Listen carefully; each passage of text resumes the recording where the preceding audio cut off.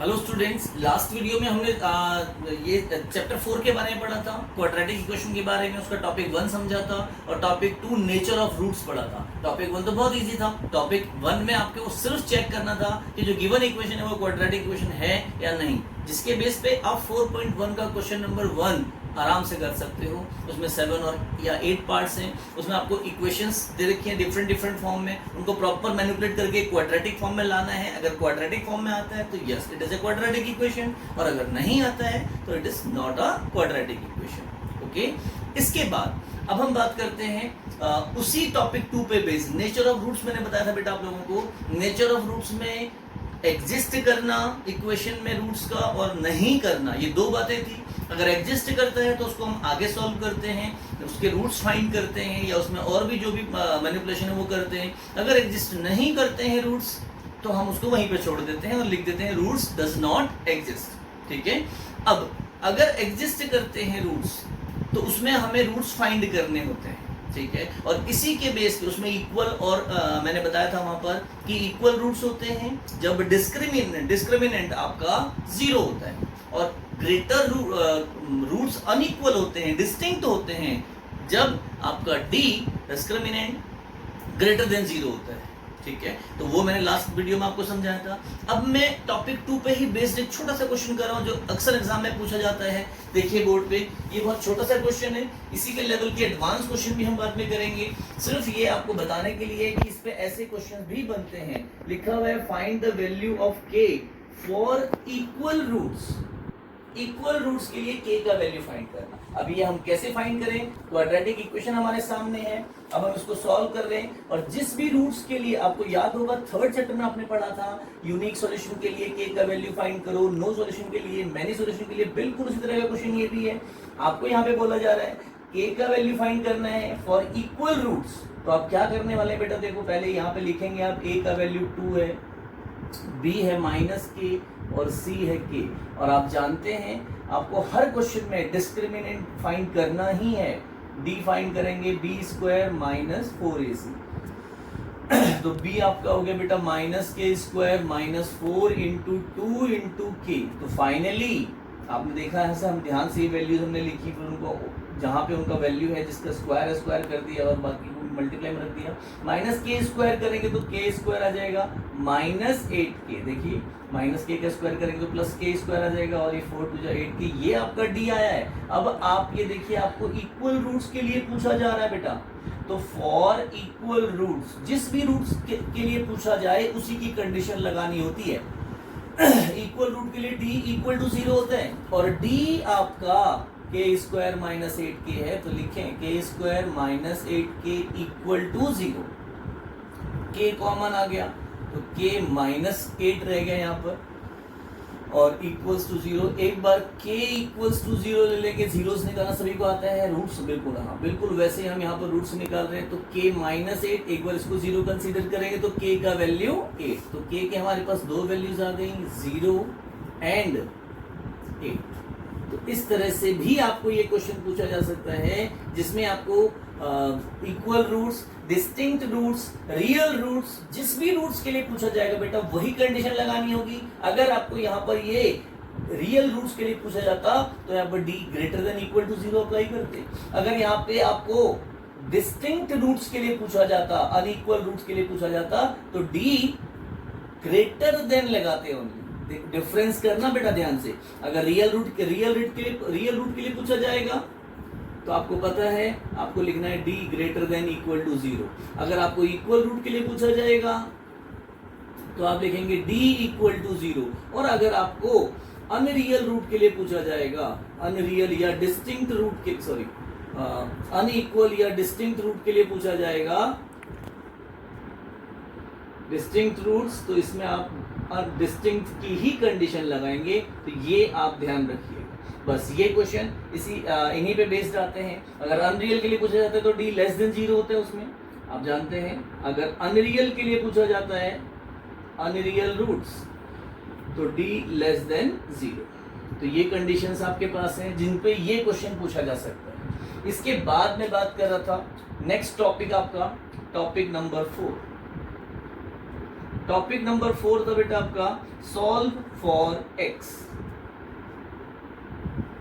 बहुत important topic है इस चैप्टर का, और यूं कह लीजिए जैसे मेन टॉपिक है इस चैप्टर का, जिसमें हम x की वैल्यू फाइंड करना सीखेंगे। अभी तक हमने ये सीखा है कि जो इक्वेशन हमारे सामने होगी उसका नेचर क्या होगा, रूट्स का, रूट्स फाइंड कर पाना पॉसिबल होगा या नहीं। अगर रियल रूट्स होगा तो उसके रूट्स फाइंड कर पाना, जीरोस फाइंड कर पाना पॉसिबल होगा, और अगर रियल रूट्स नहीं होगा, अनरियल होगा, तो रूट्स फाइंड कर पाना पॉसिबल नहीं होगा। और अगर रूट्स फाइंड कर पाना पॉसिबल है तो उनको हम कैसे फाइंड करते हैं वो हम यहाँ सीखेंगे। एक यहाँ पे मैंने आपको बताया था हमारे पास 3 मेथड है। वैसे पहला मेथड है आपका फैक्टराइजेशन मेथड,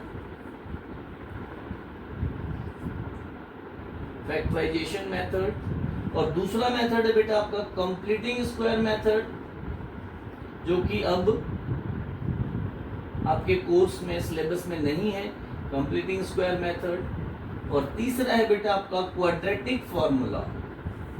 सभी बच्चे ध्यान से देखना बेटा, ये 3 मेथड हैं।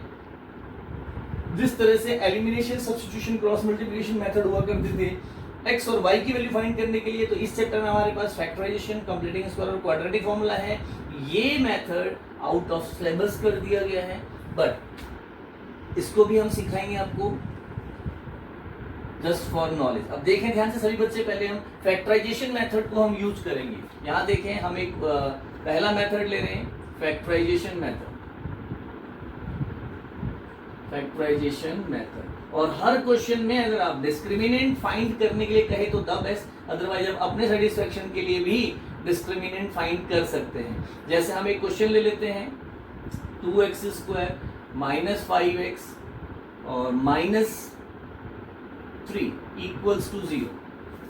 ध्यान से देखें, यहाँ पे आप देख रहे हैं क्वाड्रेटिक इक्वेशन हमारे सामने है, जिसमें कि हम फैक्टराइजेशन मेथड यूज कर रहे हैं। इसके हम रूट्स निकालना चाह रहे हैं, जीरोस निकालना चाह रहे हैं बेटा। तो उसके लिए सबसे पहले आप डी फाइंड कर दें, ये डिसाइड कर लें, ये श्योर कर लें कि ये इसके रूट्स एग्जिस्ट करते हैं या नहीं। वैसे अगर क्वेश्चन में लिखा जाए कि check whether the roots exist और नॉट, तो आप चेक करें, अदरवाइज नहीं लिखा होगा तो आप सीधे उसके रूट्स फाइंड करने के लिए प्रोसेस कर सकते हैं। फिलहाल हम चेक कर रहे हैं बेटा, डी इसमें आपके पास a2 है, coefficient of x square, b आपका -5 है और c आपका -3। और डिस्क्रिमिनेंट फाइंड करते हैं, b square -4ac and b आपका -5 है, -4 इंटू 2 इंटू -3। ध्यान से साइन का ध्यान रखें बेटा। 25 हो गया, ये 4 2 जा 8 3 जा 24 आ गया बेटा, और प्लस का आ जाएगा ये। फाइनली आपके पास d आएगा 49। अब आप यहाँ पे लिख सकते हैं because d greater than 0 therefore roots are real, real हैं क्योंकि ग्रेटर देन 0 है, एंड अनइक्वल, अनइक्वल भी हैं, डिस्टिंक्ट जिसे हम कहते हैं, सेम रूट्स नहीं होंगे, दोनों अलग अलग होंगे। अब कैसे फाइंड करते हैं रूट्स, ध्यान से देखें, आप लोग अच्छे से जानते हैं। 2x square minus 5x minus 3 equal 0, multiply करें तो 3 2 जा 6 आना चाहिए और माइनस करें तो 5 आना चाहिए। ये मेथड मिडिल टर्म स्प्लिट है, आप बहुत पहले बहुत छोटी क्लासेस से पढ़ते आ रहे हैं इस मेथड को। ध्यान से देखिए, 2x square minus 6x multiply करके 6 आना चाहिए और माइनस करके 5 आना चाहिए। तो ऐसे दो नंबर 6 और 1 हो जाएंगे, 6x माइनस 1x माइनस 3। ध्यान दें बेटा, 3 2 जा 6 मल्टीप्लाई किया तो 6 आना चाहिए और माइनस किया, यहाँ पे जो साइन होगा माइनस करे तो मिडिल टर्म आना चाहिए। तो हमने ऐसे दो फैक्टर ढूंढे, 6 1 जा 6 मल्टीप्लाई करेंगे तो 6 आएगा और माइनस करेंगे तो 5 आएगा। तो यह आ गया 2x square minus 6x plus x 1x और माइनस 3, ये 0 है इधर, 2x कॉमन तो x minus 3 plus 1 common x minus 3 और x माइनस 3 कॉमन आएगा तो बचेगा 2x प्लस 1 इक्वल्स टू 0। अब x माइनस 3 को अगर 0 लेंगे तो बेटा x का वैल्यू 3 और 2x प्लस 1 को अगर आप 0 लेते हैं तो x का वैल्यू आ जाएगा -1/2। 1 is alpha and other is beta. तो ये आपके रूट्स निकल गए इस इक्वेशन के by the first method, factorisation method. तो ये है बेटा फैक्टराइजेशन मेथड। इसके बाद ये तो आपको पहले से पता था। अगर इसमें कुछ नया है तो वो ये नया आपने ये डी निकालना सीखा, चेक करना सीखा कि रूट्स एग्जिस्ट करते हैं या नहीं। अगर ये डी माइनस में आ जाता, अगर ये नेगेटिव हो जाता तो आप यहीं पे लिख देते D less than 0, therefore roots does not exist, तो हम उसको आगे प्रोसेस नहीं करते हैं। इसके बाद इसी क्वेश्चन को मैं आप अगले मेथड से करके दिखाऊंगा आपको, क्वाड्रेटिक फॉर्मूले से। जैसे मैंने बताया कंप्लीटिंग स्क्वायर नहीं है तो उसमें फिलहाल हम क्वाड्रेटिक फॉर्मूला सीख रहे हैं। आपका नेक्स्ट मेथड है क्वाड्रेटिक फॉर्मूला। क्वाड्रेटिक फॉर्मूला बहुत आसान मेथड है ये भी। Quadratic formula specially quadratic equations के लिए ही बना हुआ है। और कैसे, क्या है क्वाड्रेटिक फॉर्मूला, पहले आप वो देखें।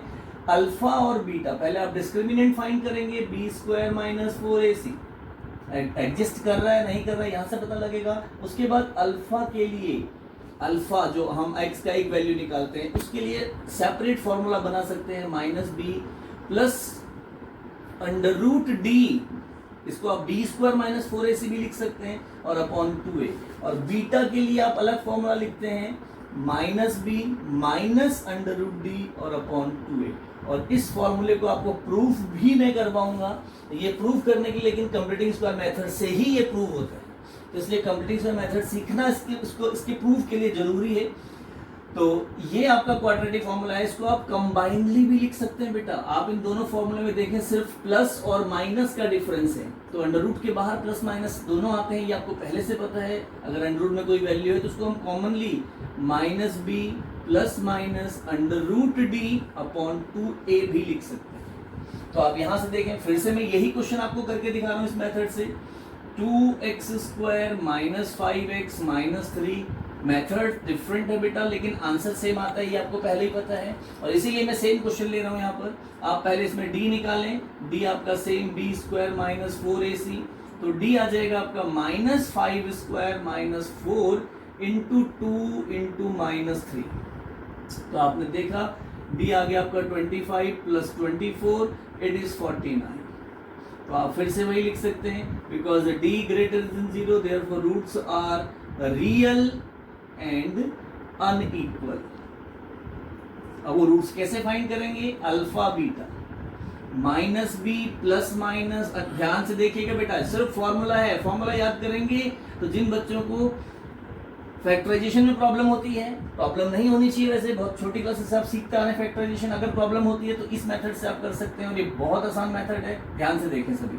तो अल्फा बीटा के लिए कंबाइंड कैलकुलेशन करेंगे, ये माइनस अप्लाई करेंगे पहले ये वाला। अब बी का वैल्यू देखें आप, आपके इस इक्वेशन में बी का वैल्यू क्या है बेटा, माइनस 5 है, तो माइनस 5 ही लिखा जाएगा। और plus minus under root D, और डी का वैल्यू आपने यहां से फाइंड किया है 49 है अंडर रूट में, और अपॉन 2a, और a का वैल्यू आपके पास यहाँ देखें 2 है, तो यहाँ पे 2 आ जाएगा, 2 इंटू 2। अब इसको आप कैलकुलेट करें तो ये 5 प्लस माइनस 7 और अपॉन 4। देखें 49 का रूट 7 आ जाएगा, प्लस माइनस जब अंडर रूट से बाहर कोई वैल्यू निकालते हैं तो उसमें प्लस भी लगाते हैं और माइनस भी अप्लाई करते हैं, क्योंकि प्लस 7 का स्क्वायर भी 49 होगा और माइनस 7 का स्क्वायर भी 49 होगा। ठीक है ना, तो जब 49 का स्क्वायर रूट निकालेंगे तो प्लस 7 और माइनस 7 दोनों आएंगे।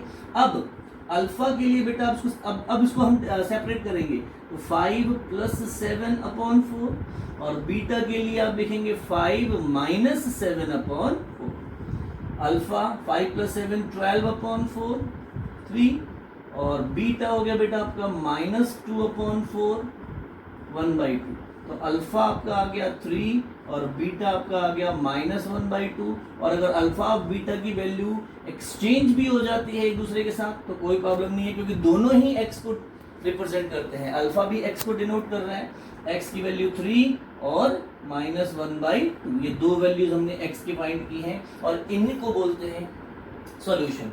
आई होप ये दोनों मेथड आप सभी बच्चों को क्लियर हुए होंगे। ये बहुत इंपॉर्टेंट टॉपिक है बेटा, टॉपिक नंबर 2 देखें ध्यान से, सॉरी टॉपिक नंबर 3, ये टॉपिक नंबर 3 है आपका। टॉपिक नंबर 3 बहुत इंपॉर्टेंट है, जिसमें आप सॉल्व फॉर एक्स सीखते हैं, एक्स की वैल्यूज फाइंड करना सीखते हैं, जिसमें हम फैक्टराइजेशन, कंप्लीटिंग स्क्वायर और क्वाड्रेटिक फॉर्मूला सीखते हैं, जिसमें से दो मेथड हम ऑलरेडी सीख चुके हैं, हमने यहाँ पे डिस्कस कर लिया है। पहला मेथड था फैक्टराइजेशन मेथड, पहला मेथड फैक्टराइजेशन था, और फैक्टराइजेशन में वही मिडिल टर्म स्प्लिट करना जो आपने इस चैप्टर 2 में पढ़ा था। उसके बाद क्वाड्रेटिक फॉर्मूला हमने सीखा, जिसमें हम पहले डिस्क्रिमिनेंट निकालते हैं, उसके बाद अल्फा बीटा, उसके लिए कंबाइंड भी हमारे फॉर्मूला है, हम कंबाइंड वाला फॉर्मूला ही ज़्यादातर यूज करते हैं। और किस तरह से हमने उसको यूज किया आप सभी ने देखा। डी निकाला पहले, डी हमें रूट्स की कंडीशन क्या बता रहा है वो हमने देखा, उसके बाद हमने अल्फा और बीटा फाइंड किया। तो ये आपका टॉपिक नंबर 3 है, और इस पे बेस्ड आप अगर अपनी एनसीईआरटी से क्वेश्चंस करने चाहें तो 4.1 का फर्स्ट क्वेश्चन टॉपिक 1 पे बेस्ड है। उसके बाद सेकंड क्वेश्चन में वर्ड प्रॉब्लम्स हैं, वो हम डिस्कस अभी नहीं किए हैं उनको। 4.2 में भी जो फर्स्ट क्वेश्चन है वो भी फैक्टराइजेशन मेथड पे बेस्ड है। 4.3 का जो फर्स्ट क्वेश्चन है उसमें आपको कंप्लीटिंग स्क्वायर, और सेकंड क्वेश्चन में वही फर्स्ट क्वेश्चन के पार्ट्स को करना है क्वाड्रेटिक फॉर्मूले से। तो कंप्लीटिंग स्क्वायर आपने नहीं किया है, क्वाड्रेटिक फॉर्मूले से अटेम्प्ट कर सकते हैं। और रही बात के वाले क्वेश्चंस की, जो मैंने यहाँ बताए थे आप लोगों को फर्स्ट स्टार्टिंग में, जो के की वैल्यू फाइंड करना था, तो वो क्वेश्चन अगर आप करना चाहते हैं तो 4.4 में क्वेश्चन नंबर 2 में 2 पार्ट हैं, वो आप कर सकते हैं। ठीक है, उम्मीद करता हूँ कि ये वाला टॉपिक 3 आप सभी को समझ में आया होगा। इसको जरूर रिवाइज करें ताकि आपकी और अच्छे से प्रिपरेशन हो सके। और जो क्वेश्चंस मैंने बताए हैं हर चैप्टर, हर एक्सरसाइज के फर्स्ट क्वेश्चन आप कर सकते हैं। और अगर कोई प्रॉब्लम हो, कोई क्वेरीज हो, तो आप कमेंट बॉक्स में हमें बता सकते हैं। Thank you.